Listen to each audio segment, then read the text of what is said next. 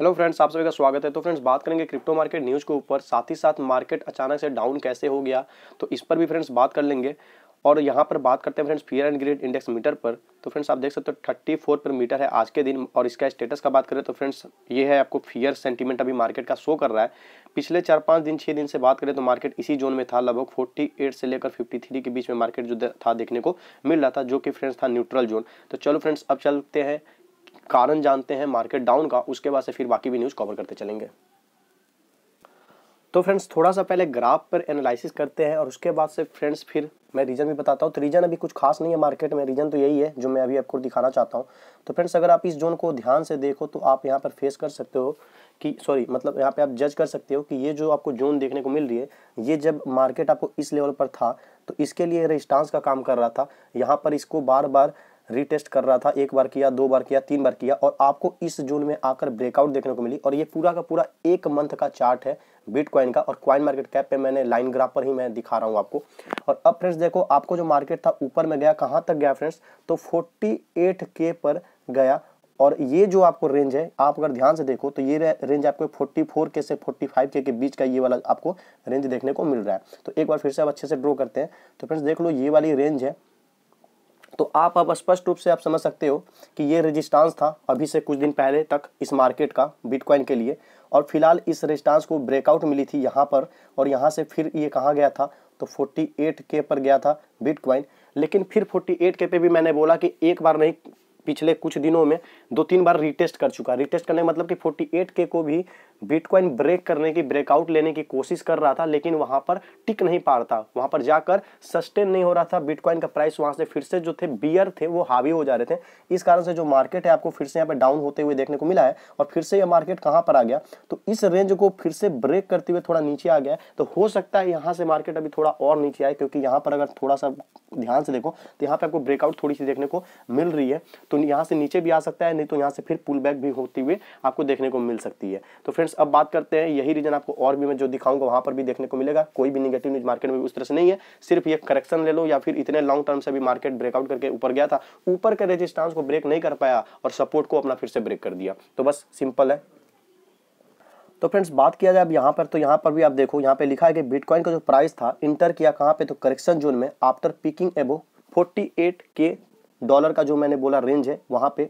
कब, तो मार्च के एंड में, जो लगभग अभी 6-7 दिन हुआ है अभी। तो यहाँ पे मतलब एंड में जा चुका था, मतलब कहने का मतलब था कि 48K के ऊपर जा चुका था जो मार्केट था, बिटकॉइन था उसका प्राइस। और फिर यहाँ पे है कि considering it's strong price action it was an inevitable pull back. अब यहाँ से कहने का मतलब है कि करेक्शन जोन के यहाँ पे बात की जा रही है कि ये 48 के करेक्शन जोन में आता है थोड़ा बहुत, और यहाँ से फिर जो है पुल बैक देखने को मिला। कहाँ पे, तो 45 के डॉलर के आसपास में फिर से इसको पुश कर दिया गया है टेम्पोरली। तो पुश कौन किया, तो भाई मार्केट के बुल और बियर 2 तरह के लोग होते हैं। अगर आप बाई कर रहे हो तो आप बुल के टीम में आ गए, अगर आप सेल कर रहे हो तो आप बियर के टीम में आ गए। यही 2 काम होता है। मार्केट अप ट्रेंड जाता है, डाउन ट्रेंड जाता है, तो कभी बियर भारी पड़ते हैं, कभी बुल भारी पड़ते हैं। तो जिस प्राइस पे अगर आप ही को अभी बिटकॉइन अभी 20,000 में मिलना शुरू हो जाए तो आपको पता है क्या होगा, मार्केट में तूफान आ जाएगा।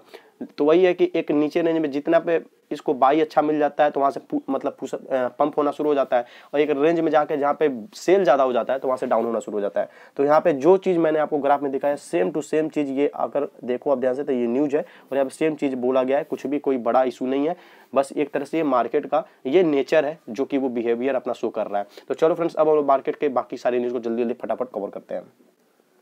तो फ्रेंड्स बात करें इस वाले न्यूज़ के ऊपर, तो यहाँ पे फ्रेंड्स है कि जो बैंक ऑफ इंग्लैंड के गवर्नर इन्होंने कहा कि जो क्रिप्टो है वो अपॉर्चुनिटी तैयार कर रहा है, किसके लिए, तो क्रिमिनल्स के लिए। और फिर थोड़ा सा नीचे आते हैं फ्रेंड्स, तो यहाँ पे यही सब बातें ये कह रहे हैं कि यहाँ पर अपॉर्चुनिटी वाली। अब ये एक जो लाइन है कि इनका एक और चीज़ कहना है कि you only have to ask the question what do people committing ransom attacks usually demand payment in, कि जो भी रैंसम अटैक हो रही है या पेमेंट को डिमांड को लेकर है तो उसके लिए सॉल्यूशन क्या है। तो इनका आंसर है कि वो क्रिप्टो एक अच्छा सोल्यूशन निकल कर आ रहा है, क्रिमिनल की एक अच्छा अपॉर्चुनिटी निकल कर आ रहा है जहां से वो अपना काम चला रहे हैं। तो अब बढ़ते हैं हम लोग अगले न्यूज के लिए।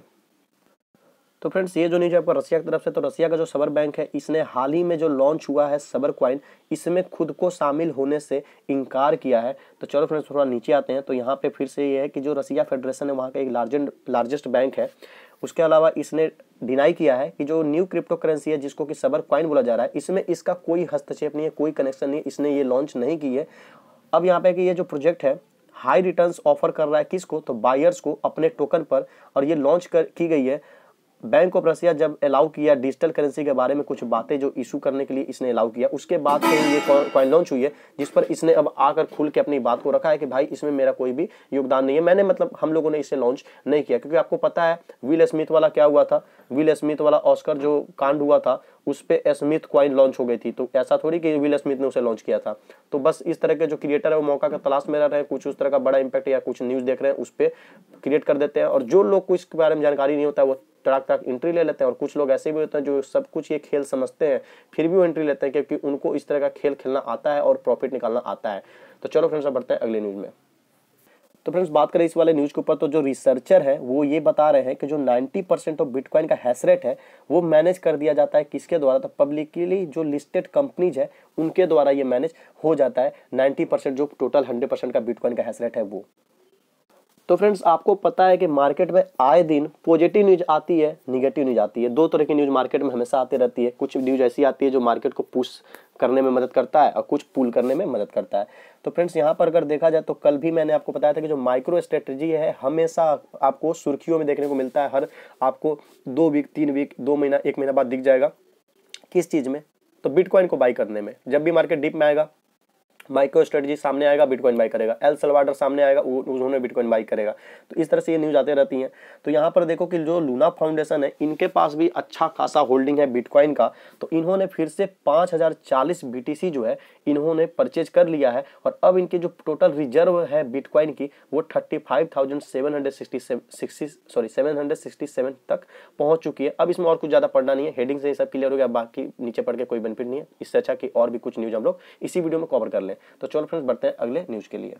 तो फ्रेंड्स एक और न्यूज मिल गई आपको एनालिसिस रिलेटेड, जो कि है कि बिटकॉइन जो अभी आपको मार्केट डाउन चल रहा है, मार्केट गिरा पड़ा है, तो इसी से लेकर है। तो यहाँ पे bitcoin Ethereum technical analysis BTC falls below 45 के। मैंने आपको क्या बोला, 44-45 के जो था, मैंने बोला एक समय तक बिटकॉइन के लिए रेजिस्टेंस बना था। कब वो एक ही जो रेंज होता है प्राइस रेंज, अगर उससे नीचे मार्केट आ जाता है और उसे ब्रेक करने की कोशिश करता है तो वो उसके रेजिस्टेंस के तौर पे काम करता है। और रेजिस्टेंस कब किसी को बोला जाता है, तो फ्रेंड्स एक बार आप बस देख लो थोड़ा सा। मान लो ये लाइन है और प्राइस यहाँ पे किसी चीज का चल रहा है, यहाँ पे आया नहीं ब्रेक किया, फिर नीचे आया, फिर यहाँ पे आया, फिर नहीं ब्रेक के नीचे। तो 2 बार अगर एक प्राइस रेंज पे कोई मार्केट जो है उसका ग्राफ जाए और बार बार उस प्राइस से वो नीचे लौट आए तो उसको रेजिस्टेंस मान लिया जाता है। उसी तरह से नीचे फ्रेंड्स यहाँ पर देखो कि यहाँ पर भी 2 बार आके ऊपर अगर लौट जाए तो इसे भी सपोर्ट कंसीडर किया सकता है। एक बार में नहीं कंसीडर किया जाता है, कम से कम 2 बार। अब बोलो कि भाई 3 बार 4 बार हुआ है तब तो और ज्यादा स्ट्रॉन्ग रेजिस्टेंस के तौर पर उसे काउंट किया जाएगा। लेकिन अब ये जो ऊपर में मैंने रेजिस्टेंस आपको ड्रॉ किया था, अगर इसे इसने 1 बार किया, 2 बार किया, तीसरे बार में ब्रेक कर दिया और फिर नीचे ऐसे आ रहा है, तो यही रेजिस्टेंस एक टाइम में इसके लिए ये रेजिस्टेंस था और ये सपोर्ट था। बट अब ये रेजिस्टेंस यहाँ पर अब सपोर्ट का काम कर रहा है इसके लिए और ये अब रेजिस्टेंस काम कर रहा है।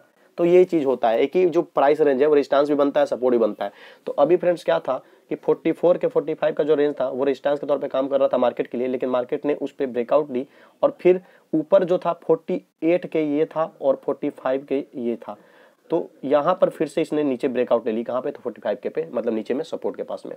तो वही चीज यहाँ पे बोली जा रही है। अब नीचे थोड़ा सा आओ तो यहाँ पे देख लो कि बिटकॉइन जो है फेल बिलो कहाँ से, तो 45 के जो लेवल है इससे नीचे गिर चुका है वेडनेसडे के दिन में।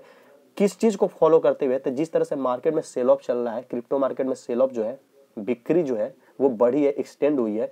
तो इस तरह से, जबकि पिछले वीक की बात करें तो स्ट्रॉन्ग गेन जो है मार्केट में देखने को मिला था, मतलब स्ट्रॉन्ग जो था आपको पंप देखने को मिला था। तो चलो फ्रेंड्स लगभग सारी न्यूज मैंने आपको कवर कर दी है जो भी अभी के टाइम में इंपॉर्टेंट थी। साथ ही साथ मैंने आपको एनालिसिस करके भी दिखा दिया कि घबराने की बात नहीं है, मार्केट का नेचर है, ऐसा होता है, आगे भी होगा।